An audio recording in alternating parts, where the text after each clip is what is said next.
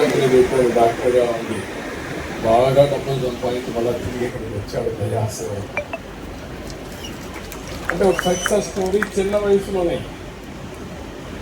అక్కడి నుంచి ఎంపీగా సునాయాసం గెలిచాడు. కేంద్రంలో డబ్బులు ఇచ్చే సర్కారు వచ్చింది, మనకు అవకాశం వచ్చింది, ఆయన కూడా జాక్ పాట వచ్చింది. చెప్పాలి, ప్రజాసేవ చేయడానికి ఎంత తొందరలు ఇవి రావు. అది మీ ఎంపీ కావడం మీ అందరు అదృష్టం. అది కూడా చెప్తాను, చెప్పుకోవాలి. ఇక్కడ మీ ఎంపీ లెవెల్ హెడ్గా ఉన్నాడు, చేయాలని తప్పనుంది, డెవలప్మెంట్ చేయాలని తప్పనుంది. ప్రపంచాన్ని చూశాడు, దేశంలో మంత్రిగా ఉన్నాడు. ఆయన కూడా చెప్పా, ఎక్కువ సమయం స్పెండ్ చేయండి.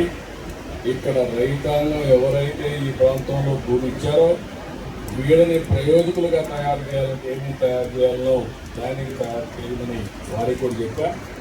నేను ఇంకో మాట కూడా చెప్పాను, ఎక్కడైనా మిమ్మల్ని గురించి ఆలోచిస్తున్న ఉదాహరణ ఎస్ఆర్ఎం వ్యక్తికి చెప్పాను.